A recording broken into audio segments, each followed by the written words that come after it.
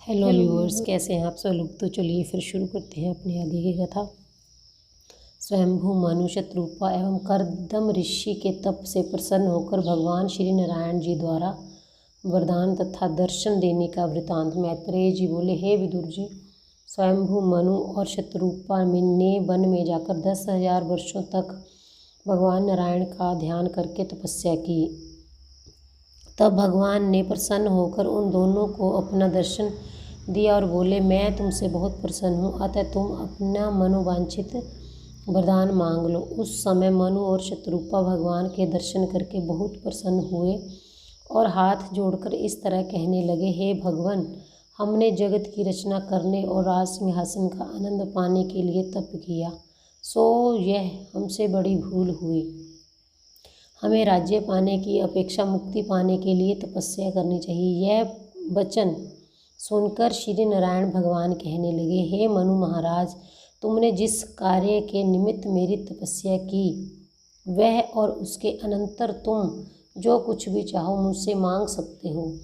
प्रभु को अपने ऊपर अधिक प्रसन्न हुआ देखकर मनु और शत्रुपा हाथ जोड़कर प्रार्थना करते हुए इस प्रकार बोले, हे भगवान, हम लोगों की यह इच्छा है कि हमें आप जैसा पुत्र प्राप्त हो।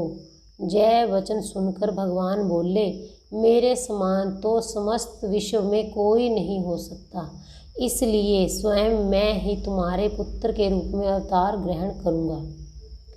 इतनी बात कहकर श्री नारायण भगवान अंतर्ध्यान हो गए।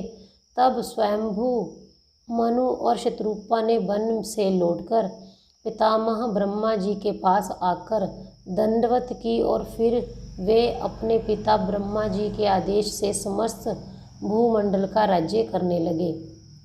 उसके बाद स्वयंभू मनु और शत्रुपा के द्वारा उत्तानपाद एवं प्रियव्रत नामक 2 पुत्र और आकृति, देवहूति एवं प्रसूति नामक 3 कन्याओं का जन्म हुआ।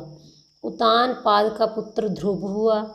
प्रियव्रत से पहले तो नारद जी के ज्ञानोपदेश से विरक्त हो गए थे, परंतु पुनः ब्रह्मा जी द्वारा समझाने पर उन्होंने 7 द्वीपों का राज्य स्वयंभू मनु ने आकृति का विवाह रुचि नामक ऋषि के साथ किया।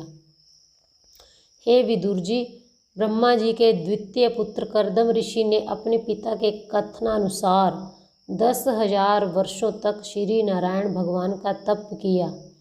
जब तप से प्रसन्न होकर भगवान ने उन्हें दर्शन दिया और वरदान मांगने को कहा, उस समय कर्दम ऋषि ने प्रभु को साष्टांग प्रणाम करने के बाद हाथ जोड़कर विनय करते हुए कहा, हे सर्वअंतर्यामी प्रभु, मैंने सृष्टि रचना के निमित्त तप किया है, इसलिए आप मुझको इसी के हेतु वरदान दीजिए।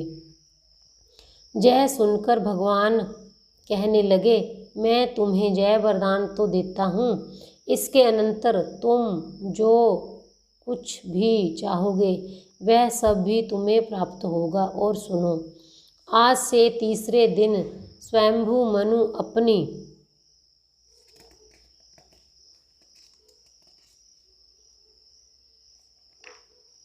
कन्या देवहूति का विवाह तुम्हारे साथ करेगा, सो तुम उस विवाह को स्वीकार कर लेना। इस तरह वरदान देने के बाद श्री नारायण जी के नेत्रों से यह विचार कर आंसू गिरने लगे कि देखो, कर्दम ऋषि ने केवल विवाह के लिए ही 10,000 वर्ष तक ऐसा घोर तप किया है। जिस जगह पर श्री नारायण जी के आँखों से अश्रु गिरे थे वहाँ बिंदुसार नामक तीर्थ बन गया। यह तालाब अभी तक कुरुक्षेत्र के पास उपस्थित है। इस तरह आंसू टपकने के बाद नारायण भगवान ने कर्दम ऋषि से कहा, हे ऋषि, जो प्राणी इस सरोवर में स्नान करेगा उसका मन धैर्य कर्मों में लग जाएगा, उसके सारे पाप नष्ट हो जाएंगे। इतना कहकर त्रिलोकीनाथ अंतर्ध्यान हो गए। इसके बाद कर्दम ऋषि राजा स्वयंभू मनु के आने की प्रतीक्षा करने लगे। तीसरे दिन राजा स्वयंभू मनु अपनी रानी शत्रुपा और पुत्री देवहूति के समेत रत्न जड़ित सुंदर रथ पर सवार हो बिंदुसर तीर्थ में आ गए। वहाँ स्नान करने के बाद उन्होंने कर्दम ऋषि के आश्रम में जाकर कर्दम ऋषि को साष्टांग प्रणाम किया।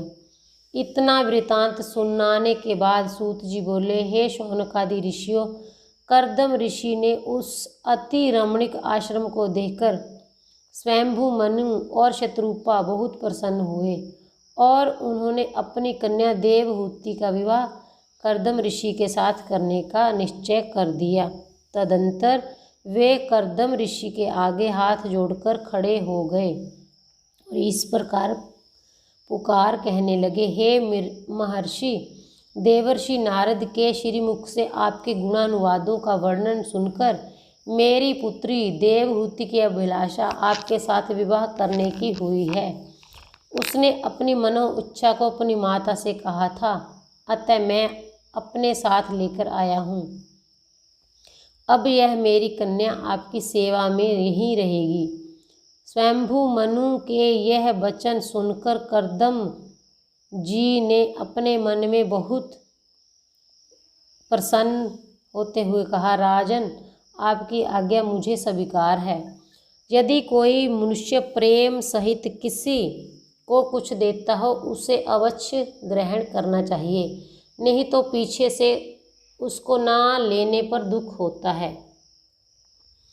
परंतु जब आपकी पुत्री के संतान उत्पन्न हो जाएगी तब मैं गृहस्थ आश्रम को त्याग कर तपस्या करने के लिए चला जाऊंगा। कर्दम ऋषि की इस बात को राजा स्वयंभू मनु ने स्वीकार कर लिया। कर्दम ऋषि के साथ स्वयंभू मनु द्वारा अपनी पुत्री देवहूति का विवाह करना। मैत्रेय जी कहने लगे, हे विदुर जी, जब कर्दम ऋषि ने देवहूति के साथ विवाह करना स्वीकार कर लिया तब राजा स्वयंभू मनु ने अपने ऋषि के साथ अपनी पुत्री का विवाह विधानानुसार कर दिया। उसके बाद राजा ने ऋषि से कहा, हे महात्मन, मेरी संपूर्ण संपत्ति एवं राज्य के मालिक ब्राह्मण और ऋषि मुनि ही हैं, इसलिए आपको यदि धन अर्थात सेना आदि किसी भी चीज़ की जरूरत हो तो आप मेरे लिए आज्ञा कीजिए, मैं तुरंत ही भेज दूंगा। यह सुनकर कर्दम ऋषि ने मुस्कुराते हुए कहा, हे राजन, हमको इन वस्तुओं में से किसी की जरूरत नहीं है। इसके बाद जब राजा मनु और शत्रुपा अपनी पुत्री देवहूति को कर्दम जी के पास छोड़कर घर को जाने लगे तब देवहूति रोने लगी। तत्पश्चात राजा और रानी उसको धीरज बंधाकर ऋषि से आज्ञा मांग चले गए। सूत जी बोले, हे ऋषियों, देवहूति कर्दम जी की सेवा में तत्पर रहते हुए उनके प्रत्येक काम को बिना कहे ही कर देती थी। उधर स्वयंभू मनु ने भैष्मतीपुरी में जहाँ वाराह भगवान के रोम